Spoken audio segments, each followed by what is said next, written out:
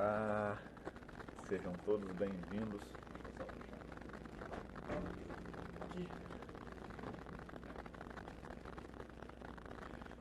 Sejam bem-vindos à minha humilde cela número 8 aqui no Mosteiro Vitepax, em Ribeirão Preto.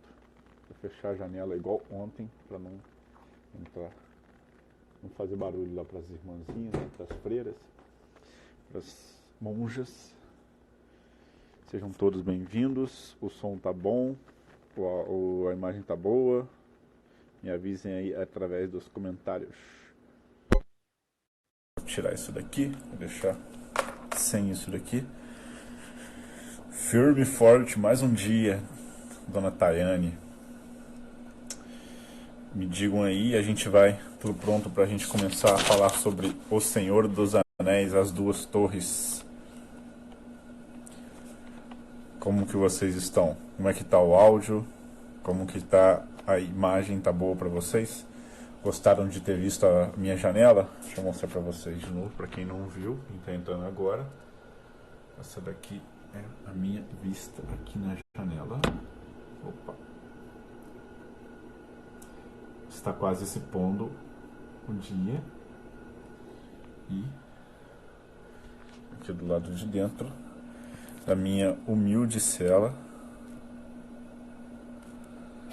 Minha humilde cela número 8 aqui do Mosteiro Vitepax. Oi Camila, tudo bem? Qualquer coisa já sabe, né? Então, vamos falar então? Vamos, já tem 2 minutos de enrolação, então vamos começar. As Duas Torres, né? Então, voltando, a gente assistiu a Sociedade do Anel, ou vocês viram um relato aqui meu da Sociedade do Anel, que foi o primeiro filme da trilogia, e acabou como a Sociedade do Anel? Acabou com a sociedade sendo desfeita. Enfim, todo mundo se uniu de alguma forma. Beleza, Camila. Todo mundo se uniu de alguma forma, se organizou, traçou estratégia, usou da razão, se planejou. Por quê? Porque tinha que destruir o anelzinho, aquela porcaria daquele anelzinho, que é um símbolo da nossa soberba, da tentativa nossa de controle, de poder, de controlar as coisas que não estão ao nosso controle na real. Então a sociedade se desfez, ou seja, um traiu, o outro deixou o outro para lá, o outro ficou, enfim, de certa forma, em comum acordo ali entre o mais virtuoso herói, que é o Aragorn, e o portador do anel, né, o pequenininho Frodo, eles entraram num acordo ali, né, bem intuitivo entre eles, que fez com que cada um fosse para um lado diferente. Então, é isso daí. Começou as Duas Torres, o Frodo indo com o Sam para um lado, o Aragorn com o anão, esqueci o nome dele, e o Legolas correndo atrás do Merry e do Pippin, que tinham sido pegos pelos orcs, e para tentar salvá-los de alguma forma. E aí começa-se as Duas Torres, a segunda, o filme do meio, e que tem uma coisa que é muito boa, muito peculiar desse filme, que é o seguinte: tem muita cena de batalha, não cena de combates individuais, como no filme 1, por exemplo, o combate do Gandalf com Balrog, o combate do Aragorn contra os 5 espectros lá Nazgûl em cima da torre quando o Frodo foi ferido. Enfim, tem muitos combates dos homens, né? Os homens de fato entram, passam a... Não, Sam não. Tayane, você tá errado. É Merry Pippin. O Sam é o que tá com o Frodo. Então, eu acabei de assistir. Tipo, tem 5 minutos. Então, eu sei do que eu tô falando. A memória tá fresca aqui. Não, aí, o que acontece é o seguinte: os homens entram de fato. os homens entram de fato dentro da guerra, né? Os homens entram de fato dentro da história. Se a história era uma coisa ainda meio que muito espiritual, né? Muito hipotética, enfim, muito de alguma forma, enfim, a história passa agora a ter a presença dos homens, os homens organizados em cavaleiros e entrando no combate. É isso que acontece. Bom, a Sociedade do Anel acaba com a sociedade sendo desfeita. O Frodo e o Sam, no comecinho desse daí, já capturam o Gollum para que o Gollum pudesse guiar eles até Mordor, que era o único lugar onde o anel pode ser destruído. Ou seja, o anel da soberba só pode ser destruído no mesmo fogo onde ele foi forjado, né? No mesmo fogo onde foi forjado o poder dele ali. Isso é um enigma que a gente não vai se debruçar sobre ele neste momento. Mas o que a gente pode diferenciar é o seguinte, que existe um algo espiritual, né, uma batalha, pode-se dizer, por dizer assim, espiritual, né, psíquica, mais elevada, mais sublime de alguma forma, mais espiritual, não no termo religioso ou místico de ser, mas num espiritual que toca aí também, mas um espiritual de uma coisa mais elevada, como das virtudes, como dos pensamentos, como das ideias, como das estratégias e tal, de amadurecimento e tudo.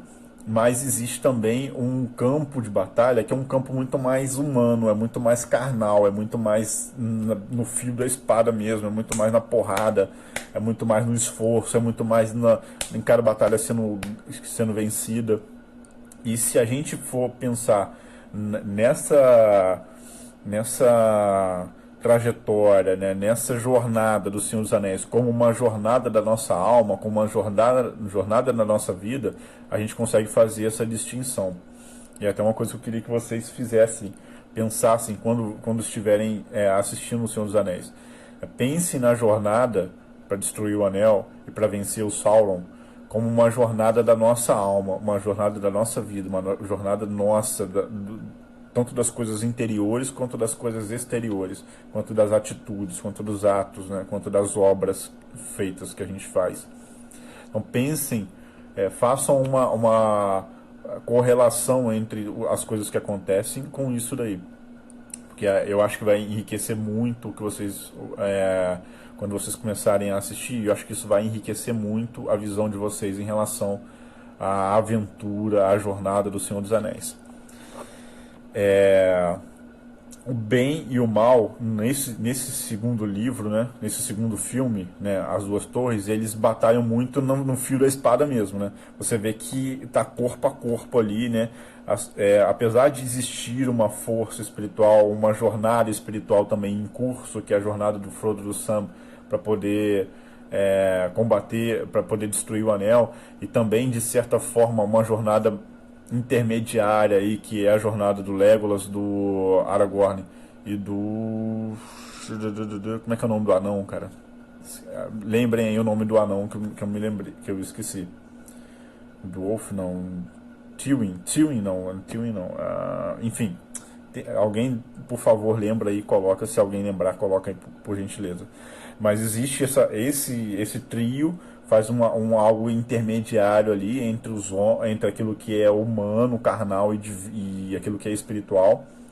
E algo que é mais espiritual, que é essa jornada do Frodo, de ir lá em segredo e esgueirando-se, né, no silêncio, na noite, fazendo essa jornada para tentar chegar perto de Mordor e destruir o Anel. E existe uma coisa que é totalmente carnal. É totalmente carnal mesmo, né? Que é uma coisa... Gimli, Tayane, é o Gimli. É o Gimli, Legolas e o Aragorn. Enfim, são os três ali que acabaram... que formam a Sociedade do Anel ali junto com o Frodo, que retornaram. Enfim, mas existe algo nessa batalha que não é só espiritual. Você entendeu? Existe algo nessa batalha que não é só sutil, que não é só aquele combate para se destruir a soberba, para se destruir aquela tentativa nossa, aquele desejo, aquela desordem inicial nossa, que é a tentativa de poder, a tentativa de controle das coisas. Existe algo que é também da batalha mais carnal, que é uma batalha de mais esforço, que é uma batalha de mais no fio da espada mesmo. E isso é que a gente precisa entender. A guerra toda está sendo mobilizada em vários níveis, né? Tudo está acontecendo ao mesmo tempo. Então você vê que existe algo de espiritual ali e algo de carnal ao mesmo tempo. Você vê, Sauron recrutou o Saruman, que era o mago branco, aquele filho da puta, traidor, X9 do caralho, traidor, filho da puta. Pegou o Saruman, que seria o mago branco, que seria alguém de luz, de sabedoria, e convenceu ele de alguma forma, né, com o argumento lá de que ele seria alguma liderança, de que ele seria poupado, né, pegou o Saruman e fez com que o Saruman começasse a recrutar. Então o Saruman recruta alguns povos que são mais selvagens, mais bárbaros. Ele começa a produzir novos tipos de orcs, que são mais duros, mais fortes, às vezes mais espertos também, que são mais nojentos, mais asquerosos.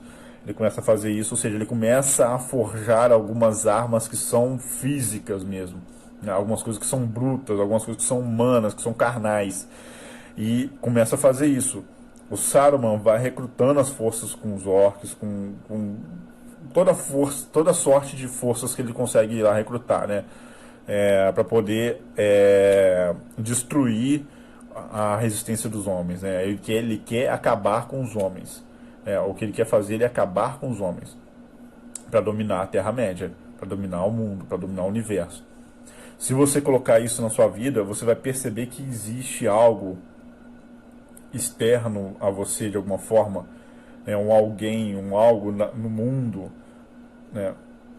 Que não está sob nosso controle, que não tá que a gente não consegue não consegue entender o direito o que é, e que está contra a gente e tentando subjugar a gente, e que as coisas acontecem contra a gente também, que as forças vão se juntando de alguma forma contra a gente, e a gente precisa também juntar as nossas forças. Fala, Matias. Juntar as nossas forças, né, interiores, né, as nossas forças físicas, as nossas forças espirituais, afetivas, psicológicas e tudo mais, para que a gente possa combater contra esse poder que está contra a gente também, esse poder do mal. Então eles tentam se impor, né? O mal de alguma forma tenta se impor contra a gente, e a gente tem que, de forma física mesmo, de forma brutal, carnal, e a gente tem que, de forma física, se mobilizar para lutar contra o mal. E tem uma coisa, o Aragorn, tem uma fala do Aragorn quando eles estão perseguindo os orcs que estão com o Merry e Pippin, que eu acho que a gente pode colocar aqui. Há algo de estranho acontecendo por aqui, o Aragorn fala. Alguma força do mal dá velocidade a essas criaturas e põe a sua vontade contra nós. Ou seja, ele percebe que tem algo, que existe alguma coisa que a gente não consegue entender, alguma coisa de mágico e de maligno que dá uma força a mais àquilo que é da maldade, aquela demanda, aquela intenção, aquela vontade má das coisas. Então a gente precisa começar a entender e mobilizar isso também, né? Por que a gente precisa fazer isso? Porque essas batalhas que acontecem durante o filme, né? Todas as batalhas que acontecem lá durante o filme, as pequenas e médias batalhas que vão acontecendo durante o filme, elas são muito importantes. Se você for ver, cada batalha dessa tem um desafio contra a morte, um desafio contra um poder que está contra você, um desafio de que você tem que pegar na espada e se esforçar, e se dedicar, e suar, e se machucar, e se expor, e dar a cada tapa, e ir para cima, e enfrentar, e usar de estratégia. mas são pequenas batalhas, né? Se você for olhar no todo mesmo, são pequenas batalhas essas, né? E você acha assim, pô, mas essa pequena batalha aqui talvez, para que eu vou batalhar, né? Para que eu vou juntar 100 homens aqui e batalhar contra 300 orcs, 500 orcs aqui para porrada com eles aqui. Nessa batalha aqui é uma batalha pequena, sendo que vai ter uma batalha lá na frente que é uma batalha de 10 mil, de 50 mil, sei lá. Então, assim, a gente tem a gente tem que entender, e aí tem uma frase muito importante do Gandalf, quando o Gandalf encontra o Aragorn, o Gimli e o Legolas dentro da floresta, que ele se revela como Mago Branco, né, depois de ter combatido Balrog. Inclusive é uma cena que aparece no comecinho do filme dele combatendo Balrog, que depois ele lembra aí nesse momento de como que é o combate. Ele combate desde do mais profundo calabouço, desde a mais profunda masmorra do mundo até o mais alto pico. Ele vai combatendo o Balrog, e só isso daí, só essa fala, só esse trecho, tanto do livro quanto do filme, já daria pra gente fazer uma live inteirinha sobre isso daí, mas eu não vou me deter nisso, porque eu tô falando do Senhor dos Anéis como um todo, né? E tô só fazendo comentários em relação às cenas que vão se passando. Então, o Gandalf, quando ele tá conversando com o Legolas, com o Gimli, com o Aragorn, o Gimli fala assim, pô, mas então toda essa correria que a gente fez, tudo isso que a gente fez agora, correram acho que 3 dias e 3 noites, sem parar, sem descansar, sem comer, para tentar alcançar os orcs, e quando alcançaram os orcs já tinham sido derrotados por uns cavaleiros lá, e depois eles entraram na floresta para tentar achar o Merry e o Pippin, e encontraram o Gandalf, o branco, já não é mais o cinzento, é o branco, porque passou pela batalha contra o Balrog. O Gandalf, ele fala uma palavra assim: a queda de pequenas pedras pode iniciar uma avalanche nas montanhas. Então por isso que é importante a gente se dedicar mesmo nas pequenas batalhas, mesmo nas pequenas coisas, porque às vezes uma pequena batalha que a gente ganha pode precipitar e pode causar uma diferença enorme em toda a história do futuro, em toda a história e todas as coisas que vão vir no futuro. Por isso a gente precisa se mobilizar, por isso a gente precisa se esforçar em cada uma das batalhas. Por isso a gente precisa se expor, por isso a gente precisa pegar nas nossas armas, pegar o nosso escudo, vestir nossa armadura e ir para a batalha, ir para o combate, mesmo nas pequenas batalhas, mesmo nas pequenas coisas do dia a dia, mesmo naqueles pequenos combates carnais ou espirituais que a gente tem durante o cotidiano da nossa vida.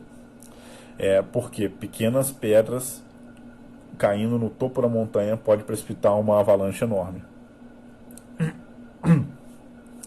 O Gandalf falando, até anotei um pedaço aqui desse trecho onde o Gandalf fala sobre a batalha dele contra o Balrog, que é um demônio infernal. Ele fala assim: eu atravessei o fogo e a água, da mais profunda masmorra ao mais alto pico eu lutei contra o Balrog de Morgoth. E é interessante, é engraçado porque quando a gente quem está assistindo as lives do Ítalo, né, sobre psicologia, tem uma que ele fala sobre a pedra, e quando ele vai falando sobre a pedra, ele começa a falar sobre Zeus, porque Urano foi castrado por Cronos, e Cronos devorava os seus filhos todos. Então, quando Cronos ele foi devorar Zeus, ele devorou uma pedra no lugar de Zeus. Ele não distinguia muito bem as coisas, né? E aí Zeus ficou exilado, ficou no exílio, e a partir desse exílio dele, os ciclopes começaram a construir uma arma que era feita de luz, feita de energia. E o Gandalf, quando aparece a cena, quando é descrita a cena, tanto no filme do Senhor dos Anéis quanto no livro, aparece o Gandalf levantando a espada, e um raio de luz, um relâmpago cai na espada dele, transforma a espada dele em luz, e ele consegue fincar no Balrog, e derrota o Balrog com essa espadada, que lembra muito a arma que Zeus usou contra Cronos no, enfim, mas é só para fazer uma um parêntese aqui, que a gente poderia entrar muito nesse assunto e se aprofundar muito nesse assunto. Mas enfim, quando aconteceu isso, né, o Gandalf ele fala: atravessei fogo e água, da mais profunda masmorra ao mais alto pico, eu lutei contra o Balrog de Morgoth, até que finalmente derrotei o meu inimigo e ele encontrou seu fim na encosta da montanha. A escuridão me dominou e eu desgarrei do pensamento e do tempo. As estrelas rodavam e cada dia era tão longo quanto uma era inteira na terra, mas não era o fim. Senti a vida em mim outra vez, eu fui mandado de volta até concluir a minha tarefa. Essa frase, essa cena, daria assim uma live, não, daria um curso. Um curso não, daria vários cursos. Só pra se falar desse embate entre o Gandalf e o Balrog e o que aconteceu logo em seguida, né? Que foi esse exílio do Gandalf, esse confronto do Gandalf, onde ele se desgarrou do tempo, onde ele se desgarrou do espaço, onde as estrelas todas giravam, né? E onde ele começou a entender todas as coisas, né? Ele deu um passo a mais, deu um passo além. Deixa eu só apagar o negocinho. Enfim, o que aconteceu, e você pode ver assim, o Gandalf ele estava plenamente, totalmente, 100% ali naquele momento, talvez 100%, não sei, consciente de que ele tinha uma tarefa a cumprir. No confronto que ele teve com a morte, quando ele parou, quando ele desgarrou do pensamento do tempo, ou seja, do pensamento do tempo, ou seja, daquelas coisas que a gente fica pensando, né, das nossas ideias, das nossas opiniões, das nossas estratégias, de todas essas coisas, quando ele desgarrou disso, desgarrou do tempo, ele passou a enxergar tudo como enxergar as coisas num todo. Ele comungou de alguma forma pelo menos um pouco daquela visão de Deus, a visão que Deus tem sobre o tempo, né, sobre a eternidade. Ele começou a enxergar algumas coisas. Tem uma outra fala que é interessante também, do finalzinho do filme 1, que eu não cheguei a citar ontem, que como é que é o nome daquela moça? Aquela elfa lá que é imortal. Esqueci o nome dela. Eu não sei se eu anotei em algum lugar. Eu acho que eu não anotei. Enfim, ela fala uma coisa seguinte. Ela fala que todos os atos do Gandalf em vida não são em vãos. Aí fala assim: todos os atos do Gandalf em vida não são em vãos. Não são em vão. Né? Não são em vão. Então, se o Gandalf já tinha esse negócio de todos os atos dele em vida não serem em vão, toda vez, tudo que ele se movimentava, as coisas que ele falava, não é a Arwen, não. A Arwen é a crush do. É a crush do Aragorn, é a outra. É a Galadriel. Galadriel, se eu não me engano. Se não me engano, é a Galadriel. A Galadriel, quando eles encontram no finalzinho do filme 1, eles chegam lá na Galadriel. Aí eles começam a conversar e ela fala assim: todos os atos e ela fala: o Gandalf morreu. Enfim, todos os atos do Gandalf em vida não são em vão. Não são em vão. Enfim, isso, Galadriel. Quando eles o Gandalf fala, o Gandalf ele passa a ter uma noção muito mais exata, muito mais contemplativa. Ele olha, se todos os atos dele já eram assim, né, já tinha uma intenção, se ele quando ele ia para um lugar, ele já tinha uma intenção em fazer, ele não sabia exatamente para que serviria, mas ele sabia que tinha uma intenção que era importante ele fazer. Agora ele já consegue enxergar de certa forma o todo e consegue enxergar que se de certa forma ele for respondendo às demandas daquele tempo, ele consegue compor um todo na história.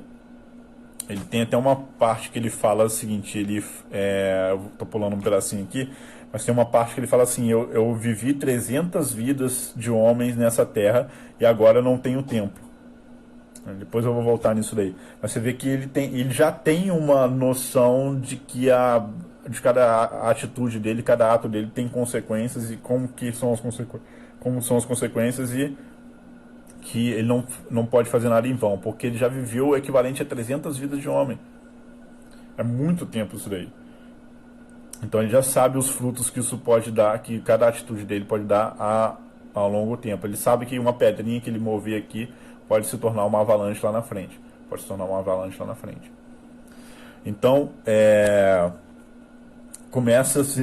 acontece algumas coisas engraçadas, né? É um filme que também tem um pouco de bom humor ali.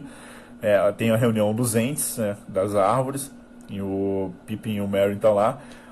As árvores conversando, né? Tem alguns diálogos no filme e elas conversando bem lentamente e tal. É legal que aquela árvore, a barbárvore, quando tá carregando os dois, tá conversando e falou assim, tem muito tempo que não tem entezinhos, né, que a gente não se reproduz, porque a gente perdeu nossas esposas, perdeu nossas mulheres. E aí o cara falou assim, que pena que elas morreram. Não, elas não morreram não, a gente perdeu elas e não sabe onde elas estão. Tipo assim, aí o cara fala assim, mas como é que elas são? Como é que elas se parecem? Aí ele fala assim, enfim, a gente não se lembra mais como é que elas se parecem. Então assim, tem umas coisas engraçadas que acontecem ali, mas que é interessante. Que a gente podia entrar em outro momento. A gente perdeu nossas esposas, a gente não lembra mais como é que elas se parecem. Enfim. Aí o Gandalf foi com o Legolas, o Aragorn e o Gimli libertar o rei Theoden, ou Theoden, sei lá, que estava enfeitiçado pelo falso mago branco, que é o Saruman, filho da puta. Aí tirou uma camada dos olhos, né, do rei, e o rei pôde, enfim, enxergar alguma coisa. E aí o filho do rei tinha acabado de morrer, e aí acontece mais uma vez, mais uma daquelas cenas, mais um daqueles diálogos que é importante, que o rei está conversando com Gandalf, e o rei fala assim, um diálogo daqueles que chama a gente para nossa circunstância, salvar a nossa circunstância, uma circunstância que a gente não escolhe. Que tem coisas que a gente consegue escolher, que são consequências das nossas atitudes, e tem coisas que a gente não escolhe. O tempo em que a gente está vivendo, por exemplo, a gente não escolhe. E a frase é o seguinte, é uma pena que esses dias negros tenham de ser meus. O rei fala sobre isso daí. Isso foi um exorcismo, Camila. Foi um exorcismo. Perfeito. Um exorcismo contra o veneno do mal que estava na cabeça, estava envenenando lá a mente e os olhos do rei. E o rei se dá conta de que ele está vivendo um tempo que ele não pediu para viver. Quer dizer, o que ele queria, né? Ele queria ser um rei lembrado por viver um tempo áureo, um tempo de riqueza, um tempo de alegria, um tempo de fartura, um tempo de justiça, um tempo das coisas ordenadas. E ele percebe que o tempo que ele está vivendo é um tempo negro, porque há uma desordem natural das coisas. As coisas estão mais desordenadas do que o normal. Ele fala, os jovens hoje perecem e os velhos permanecem. No sentido assim, tem uma ordem natural das coisas que está sendo quebrada nisso daí, que é a ordem que é quebrada em tempos de guerra, né? Eles estão vivendo um tempo de guerra ali. Mas o que é interessante, e a gente pode se debruçar um pouco sobre isso daí, nesse negócio do exorcismo, Camila, é que você vê que existe um mago branco que seria supostamente de luz, que seria supostamente bom, que seria supostamente sábio, e ele usa dos poderes dele para enganar o rei, planta uma pessoa ali perto, uma cobra, uma serpente, que tem língua bifurcada, como o Gandalf chama, como o Gandalf diz, para ficar envenenando ele ali do lado dele. Botando um veneno ali. Se eu não me engano, ele bota veneno até especificamente na comida ou na bebida do rei. Para deixar a mente do rei mais fraca e fazer com que o Saruman possa se apoderar. Mas você vê como que às vezes a gente a gente acha que a gente está enxergando a verdade, a gente acha que a gente está tendo bons conselhos, a gente acha que está sendo influenciado positivamente por alguma coisa de luz, por alguma coisa boa, por alguma coisa é, alguma coisa construtiva, né, que seria um mago branco. E quando a gente percebe, a gente não é, a gente está sendo enganado. A gente não está conseguindo enxergar a verdade, a gente não está conseguindo enxergar a realidade. E a gente só se dá conta disso quando vem a sabedoria de fato, quando vem a luz de fato, e ela dá uma pancada na gente, e ela enfrenta a gente, e ela vem ao nosso encontro, e ela mostra pra gente, e faz cair esse véu que estava na nossa vista, e a gente acaba conseguindo ali enxergar a verdade. A gente vê que a gente estava totalmente equivocado, a gente vê que a gente estava sendo ludibriado, enganado por alguém que fingia que era um lobo em pele de cordeiro, alguém que fingia ser bom e na verdade não era. Muitas vezes acontece isso com a gente na nossa vida, principalmente no campo das ideias. Quando a gente acha às vezes que encontrou uma ideia que é salvadora, encontrou uma ideia que é boa, encontrou uma ideia que vai dar luz pra gente. E depois, quando a gente começa a se envenenar nisso, a gente começa a perder a capacidade de enxergar a realidade que está à nossa volta, a gente começa a perder a capacidade de enxergar as pessoas que estão ali na nossa frente, né? A gente começa a perder essa capacidade de ver as coisas como elas são. E aí a gente tem que se confrontar com a realidade, com a verdade, com a luz, com a sabedoria, para que a ficha caia, para que a gente fale, caramba, eu estava indo para o caminho errado, eu estava pensando nas coisas erradas, eu estava sendo levado por ideias erradas, eu estava sendo levado por conselhos errados. Eu achei que eu estava certo em fazer determinada coisa e na verdade eu não estava. E aí a gente consegue voltar, inclusive, a ter aquela noção do que o rei passa a ter, de que ele está vivendo um tempo sombrio e de que há uma desordem, que os jovens estão morrendo antes dos velhos e por aí em diante. A partir daí, o Gandalf, o povo de Rohan passa a fugir para o abismo de Helm, onde vai ter aquele grande combate. E os outros povos bárbaros, eles passam a se organizar junto com os orcs e tal para poder atacar Rohan e para poder atacar Gondor, que eram os dois reinos dos homens, pode-se dizer assim. Tem outros diálogos interessantes ali no meio, como por exemplo o Aragorn dizendo que tem 87 anos de idade para aquela mocinha lá que é a sobrinha do rei, dizendo que tem 87 anos de idade e comendo aquela sopa ruim dela lá e muito bom, muito bom. Umas coisas engraçadas, um certo romance ali acontecendo, né? Ela querendo agradar o Aragorn, que ela viu as virtudes dele e fez o que é certo de se fazer, né? Ela foi até ele, mesmo que ele não se inclinasse muito a ela, mesmo que ele tivesse um pingente lá que demonstrasse que ele de alguma forma estava prometido ou comprometido com outra pessoa, mas ela não sabia muito bem, não tinha muita certeza e foi ao encontro dele, né? Atraída por ele, foi ao encontro dele. Porque muitas vezes a gente fica nesse receio de, eu não vou me expor a me demonstrar apaixonado por determinada pessoa, porque talvez ela esteja com outro, talvez, enfim, ela não me ache interessante. Enfim, a gente tem esse negócio e ela, mesmo também tendo, ela foi ao encontro, ela agiu e foi pra cima dele. Mas isso é só um parênteses e vou fechar. Porque também o Aragorn ele começa a se lembrar do encontro que ele teve, das conversas que ele teve com a Elfa Arwen, né? Que é a que prometeu a vida para ele, que deu o pingente para ele, por aí em diante. Então ela começou a ele começou a lembrar disso E nesses diálogos, principalmente no livro, no filme não fica tão claro assim, mas o diálogo dela com o pai, o diálogo dele com ela, fica pensando, tem muita coisa ali que dá para se entender sobre o diálogo, algumas coisas da nossa alma, algumas coisas do nosso interior, que a gente pode debruçar sobre isso, né? A minha intenção aqui também, além de compartilhar um pouco das minhas impressões, do meu comentário, dos meus comentários com vocês em relação ao filme, também é incentivar vocês de alguma forma a ler o livro ou a assistir o filme, porque tem muita coisa profunda, muita coisa interessante. O filme um tem mais elementos simbólicos e mais coisas para a gente entender do que o filme 2, que é um filme intermediário.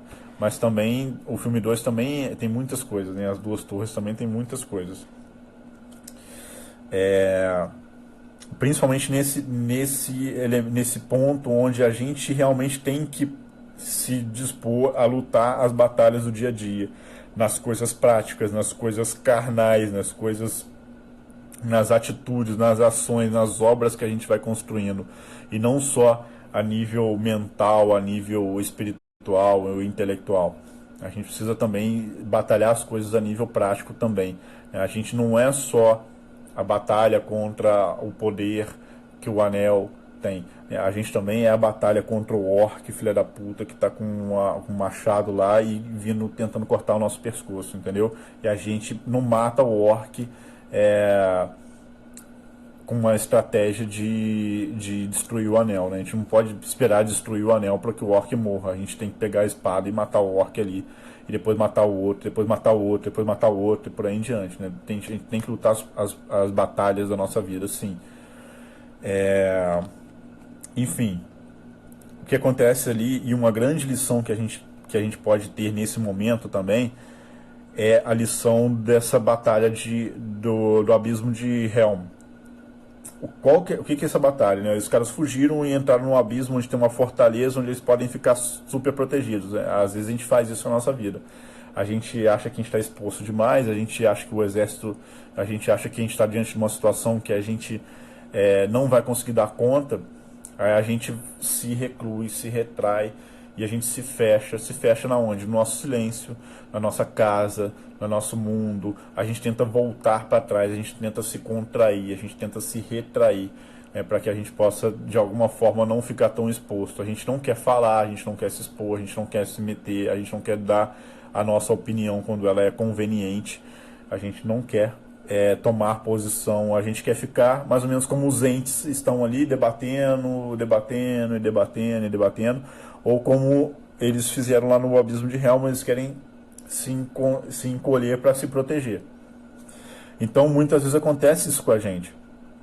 E aí tem uma coisa, eu até anotei aqui uma frase mesmo minha, que eu pensando sobre isso, né?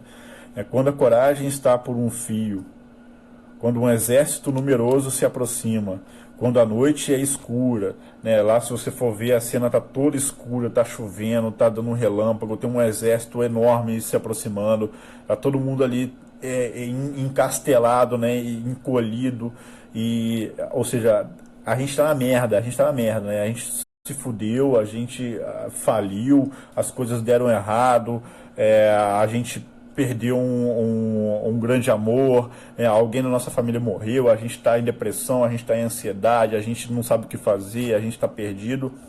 Aí o que a gente faz? A gente se encolhe e a noite fica escura, fica tudo negro, e a gente fala, o que vai acontecer agora? Eu não sei o que vai acontecer, né? Eu não sei. Eu sei que o destino que se aproxima é uma coisa terrível, não tem como ser não tem como ser bom, né? Eu tô vulnerável, eu tô perdido, eu não sei o que fazer. Não sei, né? A minha vida tá de perna pro ar e tá tudo fora do que devia ser. As pessoas morreram, os inimigos estão vindo atacar, enfim. A gente se sente no pior momento possível. Se sente no pior momento possível, a gente se sente fraco, a gente se sente incapaz, a gente se sente, enfim, sem esperança. A esperança some da gente, né? A gente tenta buscar a esperança e não consegue encontrar a esperança. Então, quando a coragem está por um fio, Um exército numeroso se aproxima. A noite é escura. As chances de vitória são pequenas. Uma coisa atrapalha muito e pode pôr tudo a perder. A gente tem que prestar atenção nisso. Tem algo, tem uma coisa ali que atrapalha muito e pode realmente pôr tudo a perder, que é o nosso orgulho. Nosso orgulho em pedir ajuda. Nosso orgulho em buscar ajuda. A gente não consegue. Pelo nosso orgulho, a gente muitas vezes a gente não quer pedir ajuda, a gente não quer buscar ajuda. A gente quer se encastelar, a gente quer se retrair, a gente quer ficar fechado a nossa e quer na nossa teimosia dar o nosso jeito de alguma forma combater esse exército que é absurdamente numeroso, que está muito maior do que a nossa, essa força que está muito mais potente do que nós, que estamos sentindo impotentes, incompetentes, né, inaptos, e a gente se fecha no nosso orgulho e não pede ajuda, e não busca ajuda. E isso pode pôr tudo a perder. Isso ali poderia pôr tudo a perder. O pau estava quebrando. Né, eles estavam perdendo. Derrubaram um pedaço do muro, conseguiram derrubar o portão, eles estavam invadindo, era uma quantidade enorme, muito numerosa de orcs. A Tayane disse que os orcs não suportavam a luz, mas os orcs que o Saruman começou a fabricar, eles eram resistentes à luz, sim. Os tipos de orc lá eram resistentes à luz. Os goblins não suportam a luz, os orcs, alguns também não suportam a luz, mas esses orcs conseguiam suportar a luz. Sem se ferir muito. Esses orcs, eles suportavam a luz, sim. Então, a luz do sol, né, no caso. Então, o que acontece quando estava tudo perdido, tudo acabado? Vocês se lembram o que acontece? Quando eles estavam na merda, tudo perdido. Eles estavam quase praticamente derrotados, né? A muralha tinha sido derrubada, eles iam invadir a fortaleza, né, do abismo de Helm, e iam passar todo mundo no fio da espada, e morrer todos os homens de Rohan. Depois eles iam partir para Gondor e matar todos os homens de Gondor. Então, o que acontece é o seguinte: existia uma promessa feita de uma aliança lá atrás, feita da estratégia da aliança lá atrás, que o Gandalf fala: em 300 dias de vida de homem, 300 vidas de homem eu tive nesta terra e agora eu não tenho tempo. E ele foi correr atrás de ajuda. E aí ele fala assim: no quinto dia ao amanhecer, olhem para o leste. No quinto dia ao amanhecer, olhem para o leste. E aí, quando está tudo perdido, o dia amanhece, o sol aparece, e Gandalf aparece, o Mago Branco, no cavalo que era o rei dos cavalos, naquele cavalo mágico que era o rei dos cavalos, o senhor de todos os cavalos, surge descendo do leste com o sol, em comunhão com o sol, pode-se dizer assim, contra o exército dos orcs, e deita a porrada no exército dos orcs, junto com outros cavaleiros, com outras forças humanas que parecia que estavam perdidas, parecia que estavam longe demais, parecia que não iriam ajudar. Chega ele junto, luminoso, inesperadamente, né? Porque é inesperado de alguma forma, mas ele já tinha feito a aliança ali, com aquela aliança virtuosa de ir no quinto dia aparecer lá quando o sol estivesse aparecendo, né, no leste. E aí ele virou a batalha. Os elfos também tinham vindo antes para reforçar também em respeito à aliança que eles tinham feito, né, para ajudar. Enfim, uma grande batalha aconteceu, né? Uma grande batalha aconteceu ali. A Camila falou das árvores que deixaram de ser isentonas, derrubaram a represa. Então, mas as árvores e a represa estão em outro lugar. Elas estão lá em cima da Torre Branca, que é a torre do Saruman. Então ela conseguiu derrubar o mago, eles conseguiram derrubar os orcs que estavam lá em torno da torre do Saruman e conseguiram subjugar, conseguiram matar o Saruman. Conseguiram derrubar o Saruman. Enfim, os Ents, né, depois de tanto tempo em reunião, eles decidiram que não iriam se meter. Eles não iriam se meter. Só que eles acabaram entrando na batalha porque quando eles chegaram na floresta, os isentões, eles chegaram na borda da floresta, eles viram que o Saruman tinha ordenado matar, avançar para dentro da floresta, então tinha matado várias árvores que eram amigos deles, ou seja, quando eles sentiram na pele, aí eles resolveram se meter. Aí entraram lá e conseguiram derrubar o Saruman. E aí a gente já tá no finalzinho do filme, praticamente, e acontece uma coisa durante a reunião dos entes lá, quando os entes decidem não participar, né, quando as árvores decidem não participarem, pouco antes delas decidirem participar porque estavam sentindo na pele, né? Quando elas decidem não participarem, o Pippin e o Merry, eles acabaram se dando conta de uma coisa, né? De que se a guerra for perdida, eu até anotei isso para não esquecer de falar, não haveria mais condado. Ou seja, até os menores, até os pequenos ali, quando chega determinado momento da vida, né? Quando chega determinado momento da jornada, eles começam a entender, eles começam a sacar, olha só, se essa jornada é uma da nossa alma, da nossa vida, se a gente não ganhar, não vai ter condado, não vai ter como voltar para casa, não vai ter paraíso, não vai ter comida boa, não vai ter fumo bom, não vai ter bebida boa, não vai ter festa, não vai ter. Isso que a gente viveu na nossa infância, isso que a gente viveu quando a gente estava lá desavisado, não vai ter. Ou seja, quando a gente tem que se dar conta, por mais idiota que a gente seja, por mais limitado, por mais pequeno, por menor que a gente seja, ou mais pequeno também não seria tão errado nesse momento, a gente tem que se dar conta de que se a gente perder essa batalha, a gente não vai ter para onde voltar, a gente não vai ter coisas boas, a gente não vai ter um lar onde a gente vai poder viver. Tudo vai ser destruído. Ou seja, a nossa vida é assim. A gente não tem volta, a gente não tem escolha. Né? Ou a nossa vida, a sua vida, a minha vida, quando você for pensar na sua vida, você tem que ter noção da seriedade da coisa. Você não tem outra opção, você precisa avançar nessa jornada, porque se você não avançar nessa jornada e não destruir essa merdinha desse anel que fica aí te atrapalhando, que fica aí te conduzindo à mediocridade, que fica aí te conduzindo à tentativa de controle, à soberba, a achar que as coisas todas devem girar em torno do seu umbigo, se você não destruir isso, você não tem para onde voltar. Você não tem outra chance, você não tem a sua vida, ela não vai ter, você não vai, o que você pensa da sua vida, né? Assim, o que você pensa? Para onde que você vai? O que você vai fazer com a sua vida? O que você... Oi, Amália, sobre o Senhor dos Anéis. Não precisa fixar porque tá claríssimo, né? Mas, enfim, para onde você quer levar a sua vida? O que você está fazendo com a sua vida? É sério? É sério? Você vai ficar fugindo para onde? Você vai ficar fugindo até quando? Fugindo da responsabilidade? Quando que você vai entender que se você não ganhar essa batalha, essa guerra, né, que está nessa jornada da sua vida, você não tem para onde voltar.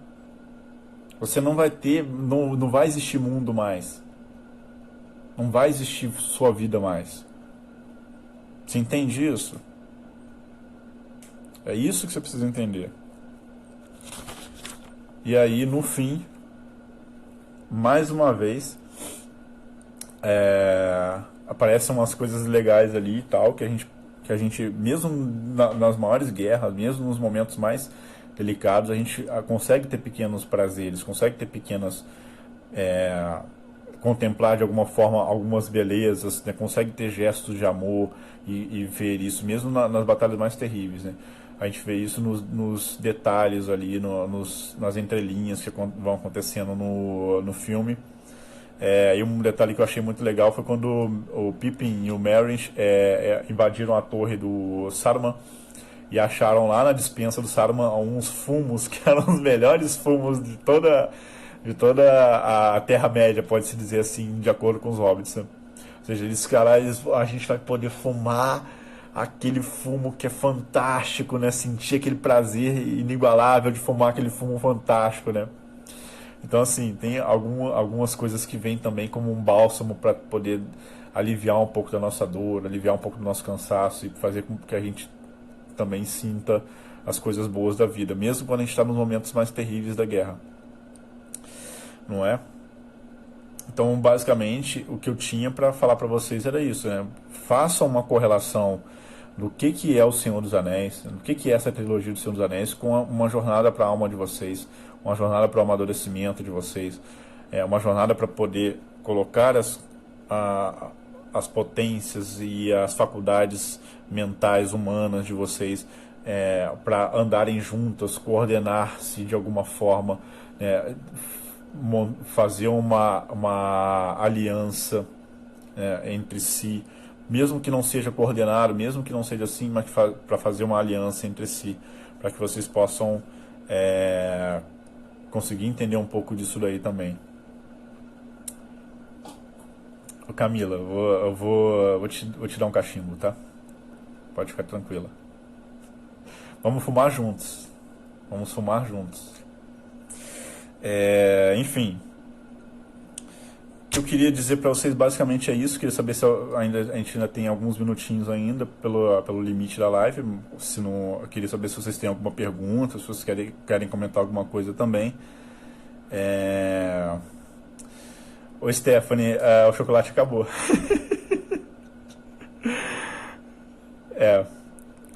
E a gente fica nisso daí. Beleza, gente? Querem falar alguma coisa? Querem comentar alguma coisa? Tem muita coisa que daria pra gente se aprofundar nisso daí. Tem muita coisa mesmo. A gente pode fazer. Recomendo mais uma vez para vocês o curso do Padre Paulo Ricardo sobre O Senhor dos Anéis, né, sobre Tolkien, O Senhor dos Anéis. Tem uma coisa que é interessante que acontece, que é uma coisa que me lembrei aqui agora por conta disso daí também. Eu tinha notado uma frase aqui do Aragorn, lá no começo do filme, falando assim: há algo estranho acontecendo por aqui. Alguma força do mal dá velocidade a essas criaturas e põe sua vontade contra nós. Ou seja, tem uma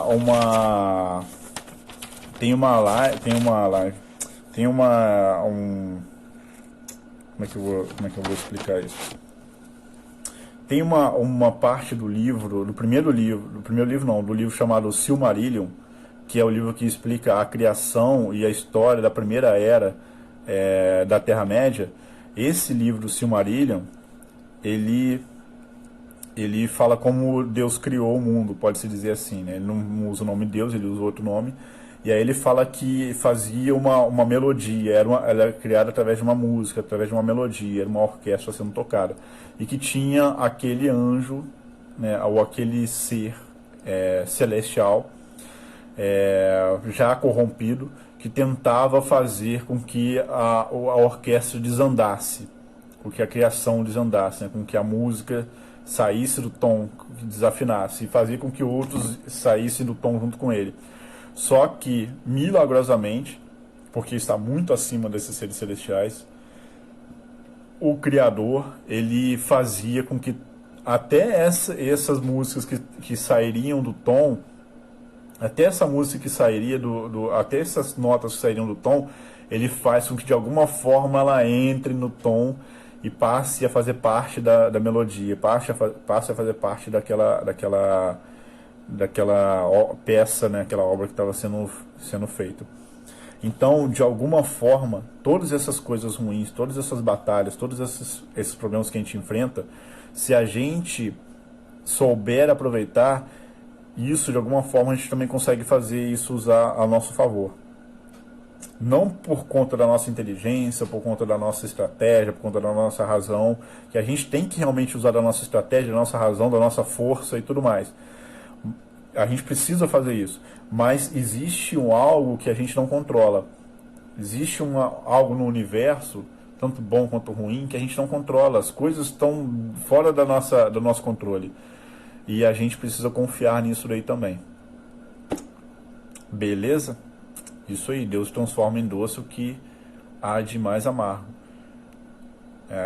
Deus conseguiu controlar, transformar a morte do Cordeiro Imaculado na salvação da humanidade. Então, é nesse ponto, né? A morte de um Deus se tornou a salvação da humanidade. Beleza, gente? Então eu vou encerrar por aqui. Assistam O Senhor dos Anéis. É um ótimo filme pra gente assistir agora nesse período de quarentena.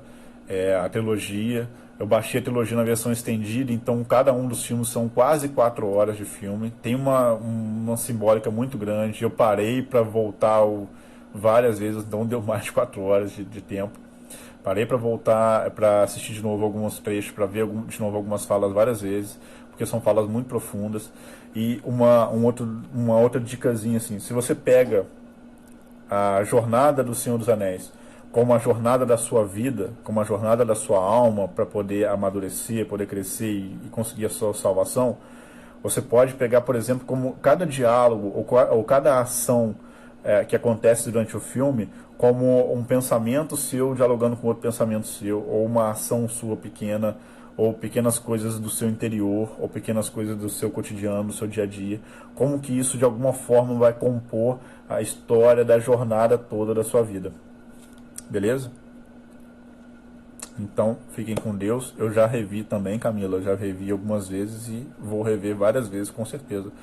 O livro, eu não li os 3 livros, eu li só o primeiro livro e tem muitos anos, tem uns 20 anos que eu li. 20?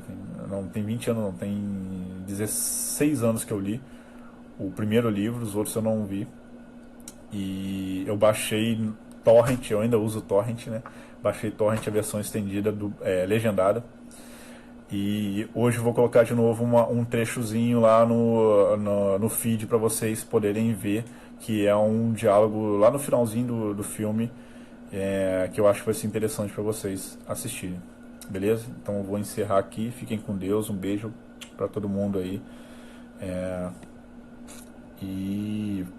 Por favor, ontem praticamente ninguém fez isso, né? Printem essa tela e compartilhem, né, para que outras pessoas possam ver também, pô. Ou vocês acham que o que eu falei aqui não é nada de relevante?